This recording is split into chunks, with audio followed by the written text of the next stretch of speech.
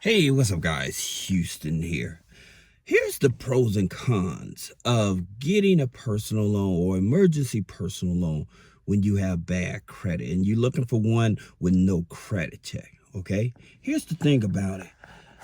Most people that I find out when I'm looking at the data, a lot of people, they have jobs. Okay, and a lot of people, they have a higher education as well. I'm talking about people with college degrees. Okay, so they're college educated, they have jobs, but life happens, right? And so when life happens to us and we needing money, then we don't know who to turn to, because we probably become embarrassed, right? Because people look at us, well, you got that good job, you got that higher education or whatever, so how come you're struggling with money? Life happens. That's the reality of it. Now, here's the thing about it. Being able to get a personal loan in an emergency, there's some things that you have to look at, okay? One of them is that by you getting this loan, what is it going to do to your credit score? Okay. Now, depending on what you're doing with the loan, is this going to help you? Are you getting a loan to help you pay off some bills? Or are you getting the loans to help you pay off some debts? So if you're getting a loan to help pay off some debts, of course, it's going to increase your credit score.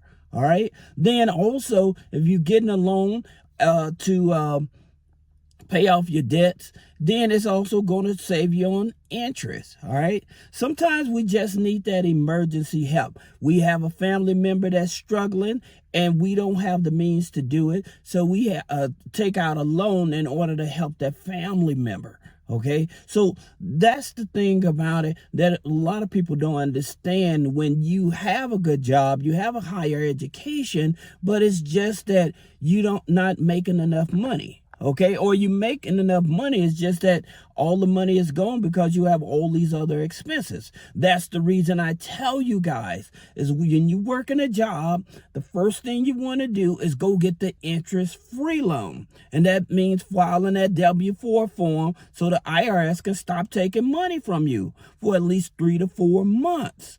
All right. So that's the first thing that you want to do. And that's going to help you bring home a bigger paycheck.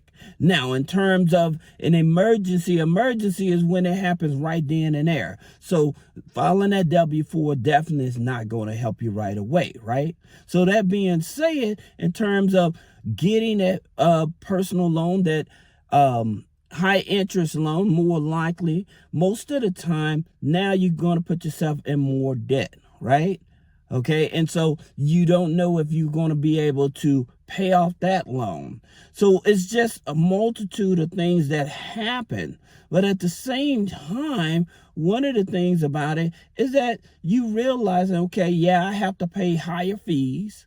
But at the same time, if it's going to give you a temporary relief, this is what you want to do. All right. So that's the reason when I tell people that you can get a personal loan, an emergency personal loan, it's most of the time it's almost a guarantee. All right. Especially when you have a good job, higher education and stuff like that. Now, in terms of what type of loan makes the difference. Okay. So asking yourself, well, how much do I actually need? Okay. And what is my actual real situation? So understanding that how much you actually need. Are you talking about emergency loan where you just need $1,000? Or you talking about emergency loan where you need more than $10,000? Right? So it just depends on your situation. How much of a loan do you need? You may need $25,000. So who do you go to for these type of loans? Well, also looking at your current credit situation. Okay, do you have a bad credit because you miss payments? Okay, or do you have bad credit because all of your credit is maxed out? So you have a good credit score, but you have a high debt to income ratio, and you have good income. It's just because your debt to income ratio is so high that the banks and credit unions don't want to work with you. So in those terms, who do you actually go to? Who do you turn to? Okay, so if you just start now and you have a low credit score, you have a thin credit file, okay, you have a job, but you don't know that much about credit, where do you start at? Okay, so we're going to address these here situations. All right, now let's talk about when you just have bad credit. Okay, when you just have bad credit and you have income, you don't have a whole lot of income, but you do have income. So that's the reason I tell you guys, for those type of lenders, you're going to more likely have to go to a tribal lender, okay? And you cannot expect to more likely get over $5,000, all right? Now, here's the reason why I say that. If you have bad credit, and say that you making less than $25,000 or $30,000 a year or whatever, and you have bad credit, a lot of lenders, they are not going to feel comfortable giving you above $5,000, okay?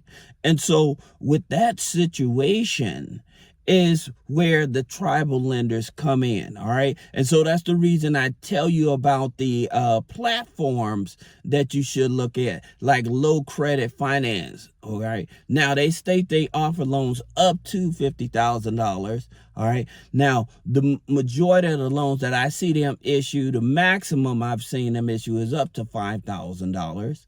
The interest rate is usually from 5.99 to maybe 39.99. So they're not in the triple digits, but they are a platform. Your tribal lender, those are ones like Explore Credit, okay?